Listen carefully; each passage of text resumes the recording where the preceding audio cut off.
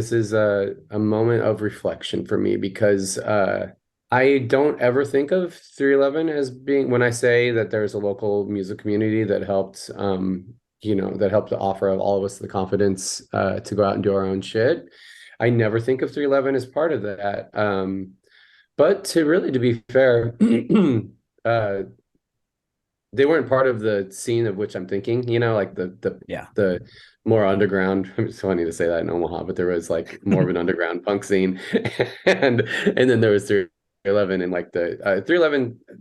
The way I can kind of like parse the Omaha music scene back then, and I guess even to this day to an extent, 311 was forged and was part of and forged what I considered more of the bar rock scene. And so back then, and I think even today, there was kind of like there was our music community, which was basically really like the older kids that like ultimately ended up embracing us younger generation, which was super cool.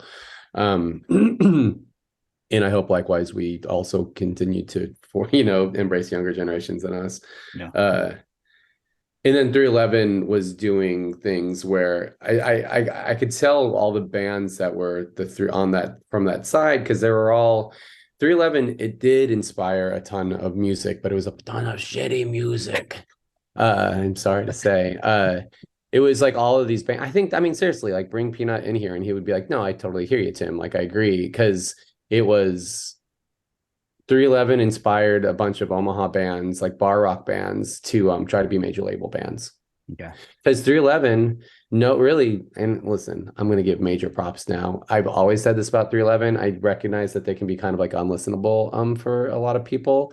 They can write the hell. I mean, as a songwriter, as a fellow songwriter, and as a peer of theirs once upon a time, they can write the shit out of a song, man. Yeah. Look at them. They're a fucking top 40 band.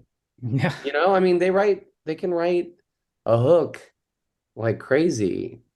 And they're also insanely technically proficient, I know. So, props to 311 in there in that way, like they really. It's very technically proficient to the point that when I see a thing, I'm like, oh, I'm almost scared of how technically proficient that is. Like, so your almost inclination is to like reflexively deny it or something like that. But I think Yeah. the thing is, you take that kind of thing you're doing on instruments, and you take that ability to put a melody and a hook together and everything, and you can deploy it well, or you can deploy it horribly, And like there are Yeah. all these 311 songs that are just kind of undeniably excellent. And then you have like, what's Yeah. that song? I was trying to think of like the worst version I could think of is that song, that like Crazy Town song, Butterfly. Like, you're my butterfly, sugar. It's like there's a lot of Yeah. like rap rocky and reggae type things that you can get into, but like the thing that feels 311s feels specifically their own in some way. And that one feels like here's the absolute shit version of doing this thing. But Yeah. I mean, I think that, yeah, we can offer more props to 311 is that they did kind of do it they did kind of end up being their own style or something. Omaha style, that's what they call it. oh my God. They just because they ended up post top 40, they just, they found they wedged themselves into the kind of like a jam band touring circuit. And Yeah. that's kind of a whole other thing that bands like Crazy Town, as you mentioned, Yeah, um yeah. cannot do. Yeah. They're just more like imitators, I think. If you enjoyed that clip, you should check out the After the Deluge podcast, wherever you listen to podcasts. We have full episodes there, as well as right here on this YouTube channel. So hit the subscribe button and maybe check out whatever's being suggested to you right here. Thanks so much.